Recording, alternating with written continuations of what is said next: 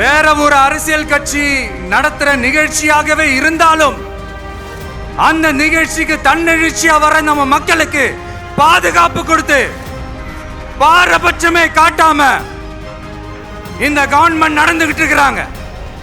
இத பார்த்தாவது தமிழ்நாட்டில் இருக்கிற அந்த திமுக கவர்மெண்ட் கத்துக்கிட்டா நல்லா இருக்கும். நமக்காக வந்தவர் எம்ஜிஆர், அவரை தமிழ்நாட்டில் மிஸ் பண்ணிடாதீங்கன்னு நமக்கு அலர்ட் பண்ணதே புதுச்சேரி தான். வரப்போற புதுச்சேரி தேர்தல் களத்துல நம்மளுடைய தமிழக வெற்றி கழகத்தின் கொடி பட்டொளி வீசி பறக்கும். என் நெஞ்சில் கொடி இருக்கும்.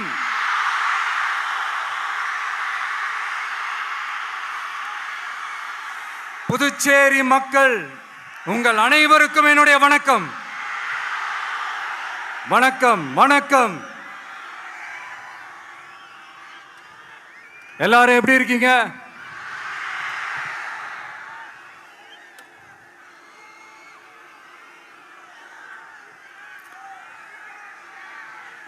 இந்த ஒன்றிய அரசுக்கு தான் தமிழ்நாடு ஒரு தனி மாநிலம், புதுச்சேரி ஒரு தனி யூனியன் பிரதேசம். அவங்களுக்கு தான் தமிழ்நாடு தனி, புதுச்சேரி தனி, இப்படிலாம் இருப்பாங்க. ஆனா நமக்கெல்லாம் அப்படி கிடையாதுங்க. நாமெல்லாம் வேறு வேறு கிடையாது. நாம் எல்லாரும் ஒண்ணுதான்.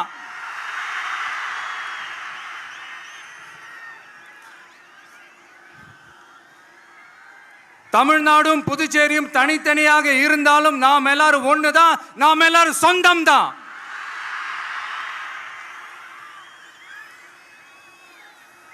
வேற வேற வீட்டுல, வேற வேற ஊர்ல, வேற நாட்டுல, வேற ஸ்டேட்ல இருக்கிறதுனால நாம் எல்லாரும் சொந்தங்கள் இல்லைன்னு ஆயிட முடியுமா? அது எப்படி முடியும்? இப்ப பாத்தீங்களா, ஒருத்தருக்கு ஒருத்தர் பார்த்துக்கும் போது அந்த பாச உணர்வு, அதுதாங்க, அது மட்டும்தான். அது இருந்துட்டாலே போதும், வேற எதுவுமே தேவையில்லை.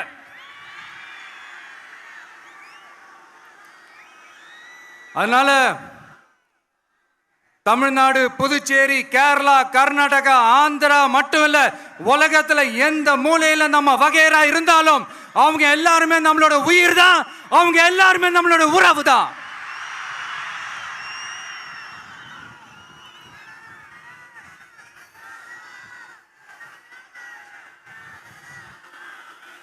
புதுச்சேரினாலே உடனே ஞாபகத்துக்கு வர்றது மணக்குள விநாயகர், அரவிந்தர் ஆசிரமம், வில்லியனூர் மாதான் சொல்லி இவங்க எல்லாரும் ஞாபகத்தில் வருவாங்க. அது மட்டும் இல்ல, மகாகவி பாரதியார் அவர்கள் இருந்த மண், பாவேந்தர் பாரதிதாசன் அவர்கள் பிறந்த மண். அது மாதிரி இன்னும் சிறப்புகளை அடுக்கிக்கிட்டே போலாம். ஆனா அரசியல்னு வந்துட்டா ஒரு முக்கியமான விஷயத்தை பத்தி நம்ம சொல்லியே ஆகணும். 1977ல புரட்சி தலைவர் எம்ஜிஆர் அவர்கள் தமிழ்நாட்டில் ஆட்சி அமைச்சாங்க. ஆனா அதுக்கு முன்னாடியே 1974லயே இங்க புதுச்சேரியில அவங்களோட ஆட்சி அமைஞ்சது. அதனாலதான் அப்பவே சொன்னாங்க, நமக்காக வந்தவர் எம்ஜிஆர், அவரை தமிழ்நாட்டில் மிஸ் பண்ணிடாதீங்கன்னு நமக்கு அலர்ட் பண்ணதே புதுச்சேரி தான். அப்படிப்பட்ட புதுச்சேரியை நம்மளால மறக்க முடியுமா? அது மட்டும் இல்ல, இங்க இருக்கிற மக்கள் தமிழ்நாடு மாதிரியே புதுச்சேரி மக்களும் என்ன கிட்டத்தட்ட ஒரு 30 வருஷமா என்ன தாங்கி பிடிச்சுக்கிட்டு இருக்கிறீங்க.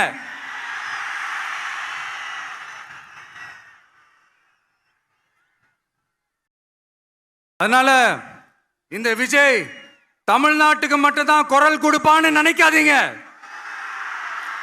அப்படி பண்ணாத தவறு. புதுச்சேரி மக்களுக்கும் சேர்த்து தான் குரல் கொடுப்பான்.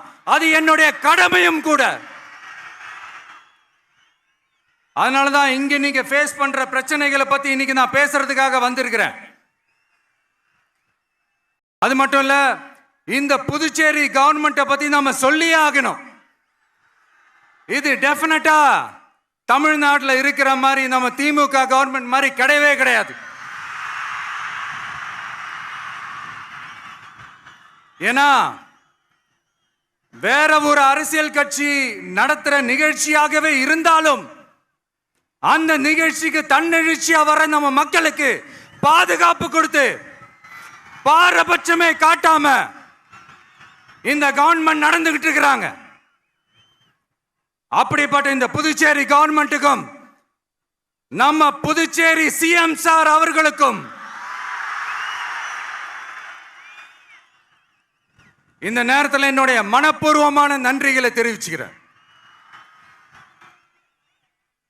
இத பார்த்தாவது தமிழ்நாட்டில் இருக்கிற அந்த திமுக கவர்மெண்ட் கத்துக்கிட்டா நல்லா இருக்கும்.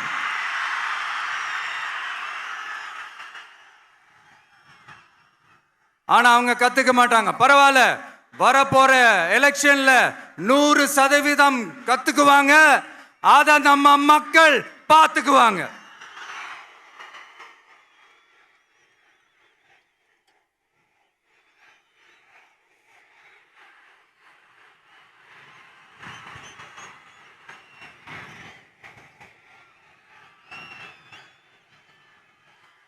புதுச்சேரியில் இருக்கிற கவர்மெண்டோட கூட்டணி ஆட்சியில் இருந்தாலும் புதுச்சேரிய ஒன்றிய அரசு எதிலையுமே கண்டுக்கல் என்றது புதுச்சேரி மக்களான உங்களுக்கு நல்லாவே தெரியும். மாநில அந்தஸ்து கோரிக்கையை மட்டுமா கண்டுக்கல, இங்க வளர்ச்சி ஏற்படவும் துணை நிற்கவே இல்லைன்னு கேள்விப்படுறோம்.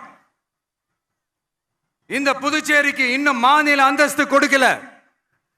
மாநில அந்தஸ்து வேணும்னு கேட்டு பல முறை சட்டசபையில் தீர்மானம் போட்டு ஒன்றிய அரசுக்கு அனுப்பி வச்சுக்கிட்டே இருக்கிறாங்க.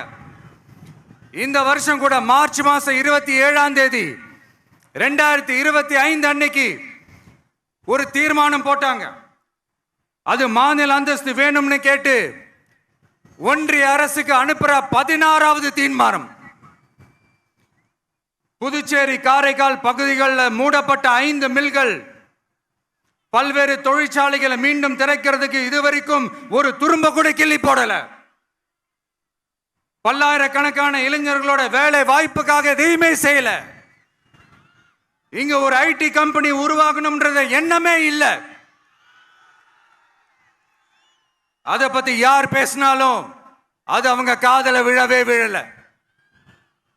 இங்க ஒரு அமைச்சரை ஊழல் குற்றச்சாட்டுல பதவி விட்டு நீக்கப்பட்டு அந்த இடத்துக்கு இன்னொருத்தரை நியமிச்சு 200 நாள் ஆச்சு.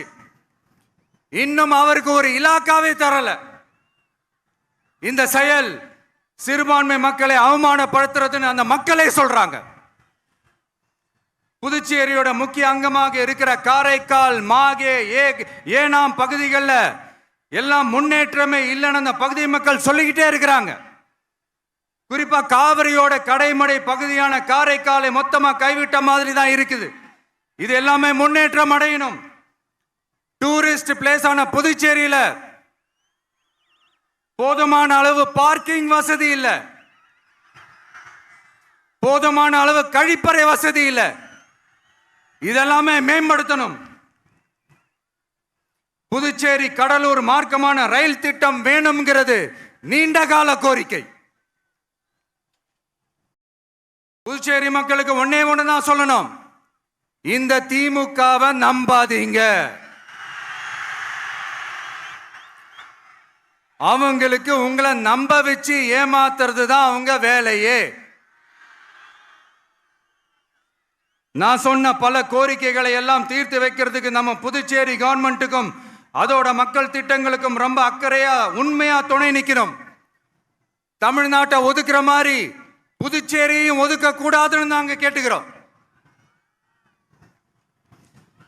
கிட்டத்தட்ட 20 லட்சம் பேர் வாழ்ற யூனியன் பிரதேசமான புதுச்சேரி மத்திய நிதி குழுவில் இடம்பெறவில்லை. அதனால் மாநிலங்களுக்கான நிதி பகிர்தல் அடிப்படையிலும் யூனியன் பிரதேசங்களுக்கான நிதி பகிர்தல் அடிப்படையிலும் புதுச்சேரிக்கு நிதி ஒதுக்கப்படுவதில்லை. அதனால ஒவ்வொரு ஆண்டும் புதுச்சேரிக்கு தோராயமாகவே மத்திய அரசு நிதியை விடுவிக்கிறது. அந்த நிதியும் அரசு ஊழியர்களின் சம்பளம், ஓய்வூதிய தொகை உள்ளிட்ட திட்ட செலவுகளுக்கே சென்று விடுவதால் மீத தேவைக்கு வெளிச்சந்தையிலும் கடன் பத்திரங்களை கடன் வாங்குகிறது புதுச்சேரி. இந்த நிலைமை மாறணும்னா ஒரே வழி, மாநில அந்தஸ்து நம்ம புதுச்சேரி மக்களோட பல்லாண்டு கால கோரிக்கை. புதுச்சேரிக்கு போதுமான நிதி வரத்து இல்லாததுனால வெளியே கடன் வாங்க வேண்டியதா இருக்கு. புதுச்சேரியோட கடனை குறைச்சு தற்சார்பு பொருளாதாரத்தை வளர்த்தெடுக்க திட்டங்கள் வகுக்கப்பட வேண்டும். மாநில அந்தஸ்து வாங்கினா மட்டும் போதாது இல்லையா, தொழில் வளர்ச்சியும் தேவையாச்சே. புதுச்சேரி தென்னிந்தியாவின் முன்னணி இண்டஸ்ட்ரியல் ஹப்பாக மாற்ற எல்லா முயற்சிகளும் எடுக்க வேண்டும். இந்திய அளவில் ரேஷன் கடைகளே இல்லாத மாநிலம் புதுச்சேரி தான். ஏழை எளிய மக்களுக்கு வாழ்வாதாரமே ரேஷன் கடைகள் தான். மற்ற மாநிலங்கள்ல இருக்கிற மாதிரி இங்கேயும் அரிசி, சர்க்கரை, பருப்பு, கோதுமை, எண்ணெய்னு அனைத்து பொருட்களும் வழங்கும் முறை சீராக்கப்பட வேண்டும். கடைசியா மீன் பிடிக்க செல்லும் காரைக்கால் மீனவர்களை அடிக்கடி கைது செய்யும் இலங்கை கடற்படை அவர்களின் படகுகளையும் பறிமுதல் செய்து விடுகிறது. அதனால் நீண்ட போராட்டங்களுக்கு பிறகு அவர்கள் விடுவிக்கப்பட்டாலும் படகுகள் கிடைக்காததால் படு மோசமான நிலைக்கு தள்ளப்படுகின்றனர். இந்த நிலை மாற வேண்டும். நான் மறுபடியும் சொல்றேன், இந்த விஜய் புதுச்சேரி மக்களுக்காகவும் எப்பவும் துணை நிற்பான். வரப்போற புதுச்சேரி தேர்தல் களத்துல நம்மளுடைய தமிழக வெற்றி கழகத்தின் கொடி பட்டொளி வீசி பறக்கும். கான்பிடென்டா இருங்க, நல்லதே நடக்கும், வெற்றி நிச்சயம். மீண்டும் சந்திக்கும் வரை நன்றி, வணக்கம். மக்கள்